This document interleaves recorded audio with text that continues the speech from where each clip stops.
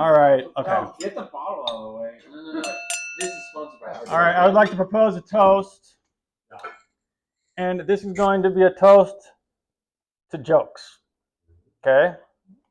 People say Christ never laughed, and I think the reason that they say that when people say Christ never laughed, what comes to mind is that when Christ said that he has a baptism to be baptized with, and how I am straightened until it is accomplished. So he had a work to do that nobody else had to do. That was a serious thing. He had to go to his crucifixion, and it was very important for him to do that because all of our salvation, rests he had a lot on his shoulder, a lot of weight on his shoulders, right?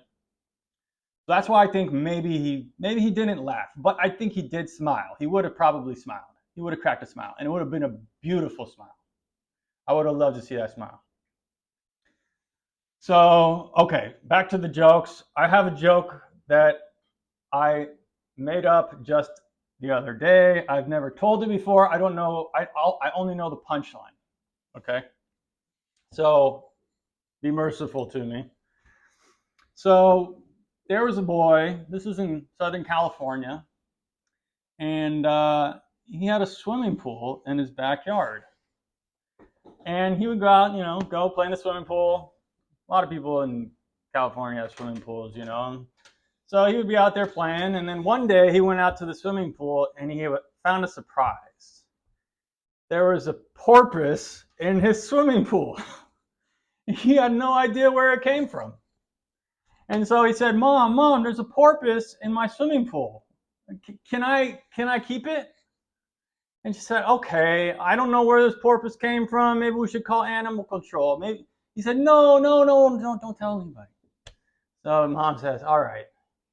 And so he kept the porpoise and he would feed it, fish and stuff, throw it in there. He would go and he would start swimming with it and playing with it. And he got to know the porpoise. And then he grew up and he went off to college, and he joined the water polo team, and he really missed his porpoise.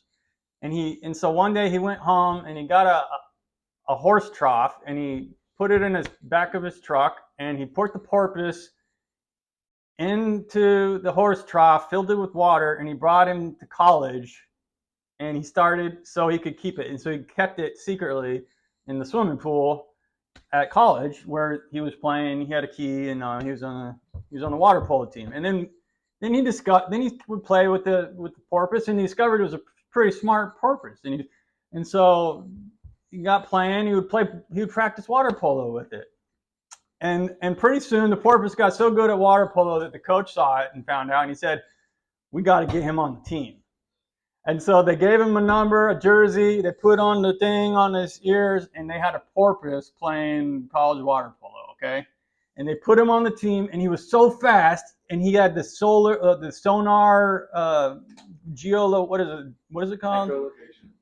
Echolocation, so he knew where the ball was going before anybody else, and he would swim up, bat the ball, he could play defense, he would play offense, he was faster swimmer than all the other water polo teams.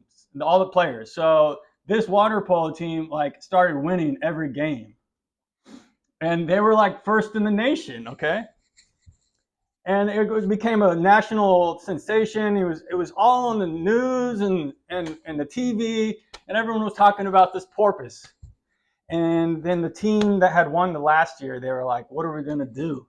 We're gonna lose. We keep winning. We won every year the last 3 years in a row, and now we're gonna lose because of this dang porpoise." And he said, and so they had a meeting with the other team, the rival team, who was now second place. The porpoise team was first place.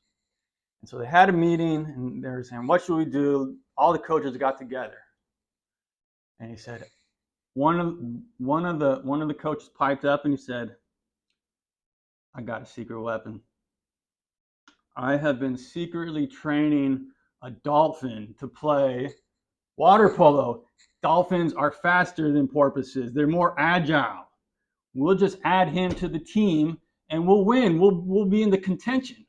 We'll be contending. We'll be we'll be contenders for first place. But then the head coach stood up and he said, we can't do that. That would defeat the porpoise.